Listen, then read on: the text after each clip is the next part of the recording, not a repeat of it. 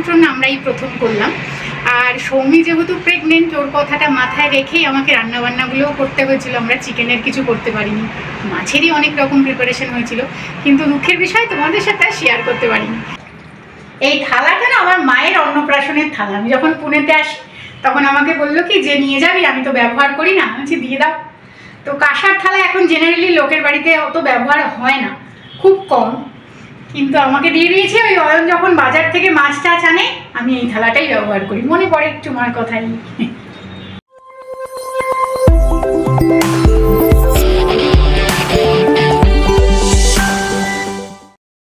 Good morning সকলকে, welcome back to my channel গানে আড্ডায়। আশা করি তোমরা সকলেই একেবারে সুস্থ আছো। আমার তোমাদের সাথে একদিন বাদে দেখা, মানে হিসেব মতো কালকে আমাদের ব্লগ দেওয়ার কথা ছিল, কিন্তু রবিবার দিন আমাদের বাড়িতে সৌরভদা সৌমি ওরা এসেছিল।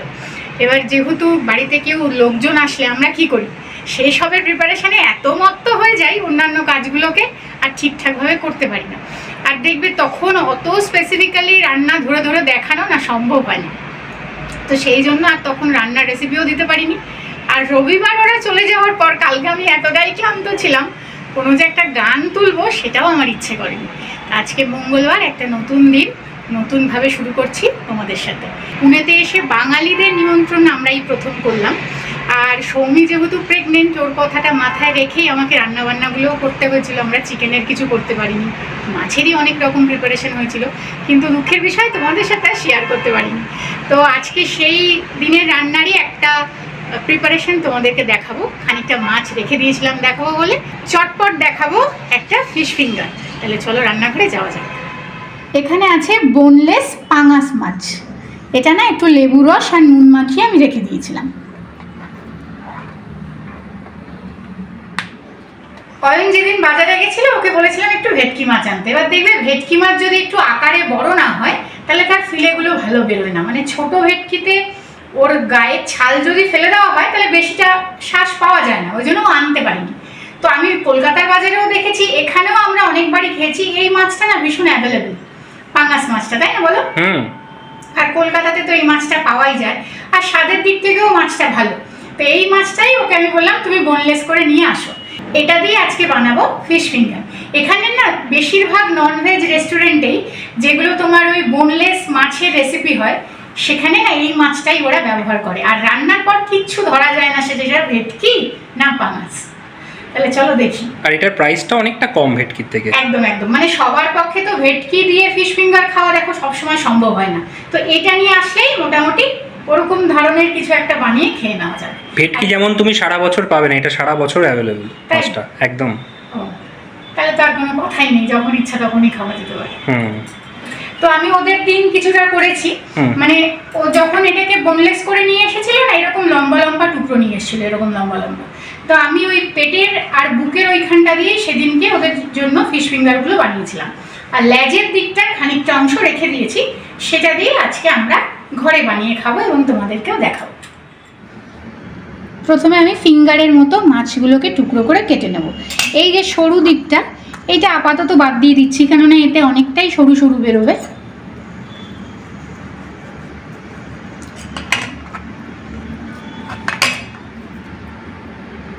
সেদিন যখন আমি টুকরোগুলো কেটেছিলাম, যেহেতু আমার এই মোটা অংশটা বেশি ছিল, আমি এভাবে স্লাইস করেছিলাম।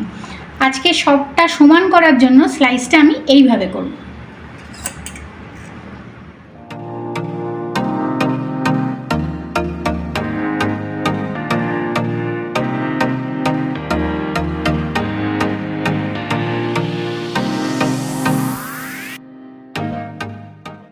সবগুলো টুকরো আমি করে নিয়েছি, একটু সরু সরু করেই করেছি যেহেতু এর বাইরে কোটিং পড়বে। এবারে এটাকে ম্যারিনেট করব। প্রথমেই বললাম নুন আর লেবুর রস মাখানোই ছিল। এখানে আছে ধনেপাতা, একটা ছোট পেঁয়াজ কুচোনো, 1 ইঞ্চি পরিমাণে আদা, 15টা মতো রসুন, আর লঙ্কাগুলো অসম্ভব ঝাল, আমি 3টে দিয়েছি। ঝাল কম হলে তোমরা বেশি লঙ্কার ব্যবহার করবে। এই সমস্ত কিছুকে মিক্সিতে দিয়ে একটা পেস্ট বানিয়ে নেব।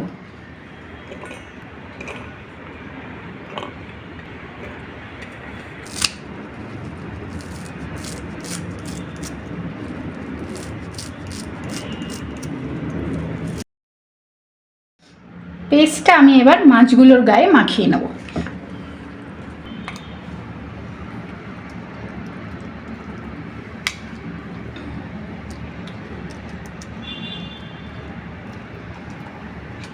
কারোর কাছে পুদিনা পাতা থাকলেও ধনে পাতার সাথে কটা দিতে পারো।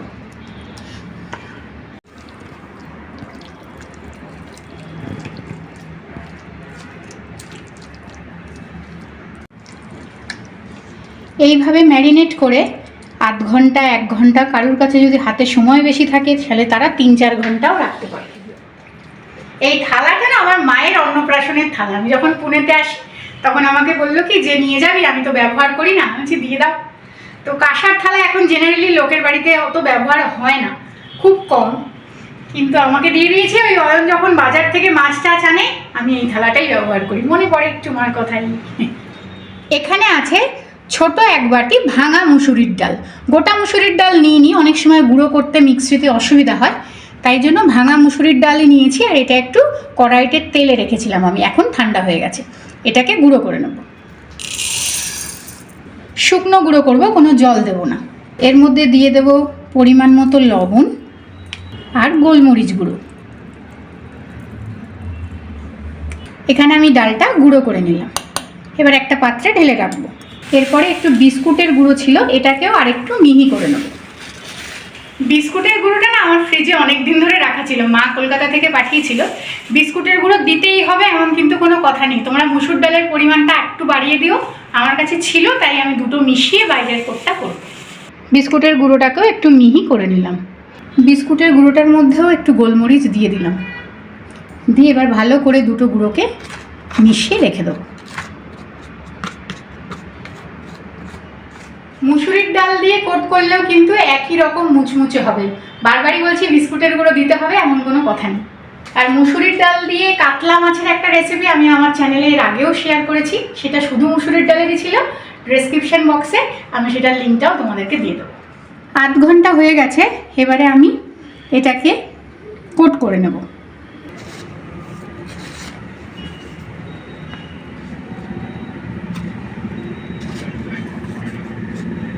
হাতের এই মশলাগুলো গুঁড়োটায় লেগে যাচ্ছে বলে এই ডেলাগুলো পেকে যাচ্ছে। ও ঠিক আছে, কোনো অসুবিধা নেই, এরকমভাবেই প্রত্যেকটা মাছ কোট করে নেব।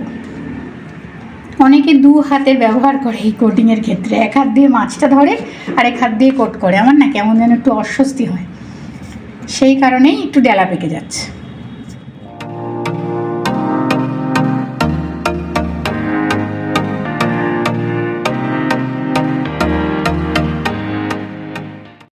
কড়াই গরম করে নিয়েছি, পরিমাণ মতো দিয়ে দিচ্ছি সর্ষের তেল।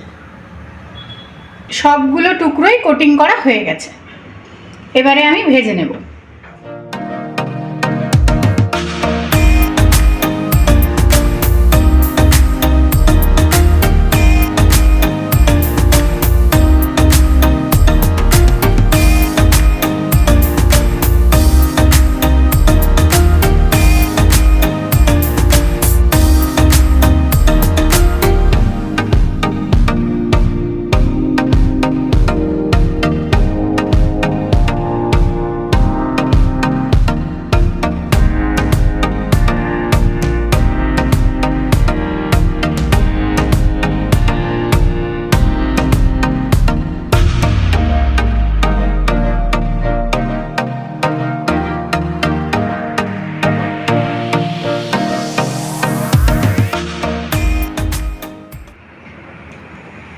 ফিশ ফিঙ্গার আমাদের একেবারে রেডি। এখানে কিন্তু এরা এই মাছটাকে সিলান বলে, তাই তো? মানে মহারাষ্ট্রের লোকেরা এই পাঙাশ মাছটাকে সিলান বলে। সিলান বলেই ওয়েস্ট বেঙ্গলের বাইরে মনে হয় মাছটা পরিচিত। তোমরা যারা এখানে থাকো তারা এই মাছটা এনে এটা বানিয়ে দেখতে পারো। স্পন্দনও চলে এসছে, এবার তাড়াতাড়ি লাঞ্চ সারার পালা। খেতে কিন্তু অসাধারণ হয়েছে, 2-1টা আমরা চেখেও ফেলেছি, দারুণ দারুণ। তো তোমরা অবশ্যই ট্রাই করবে আর জানাবে আমাকে কেমন লাগলো। তাহলে আজকের মতো ব্লগটা এতটুকুই, ভালো লাগলে একটা লাইক করে দিও। পরের দিন দেখা হচ্ছে আবার অন্য কোনো ব্লগের সাথে।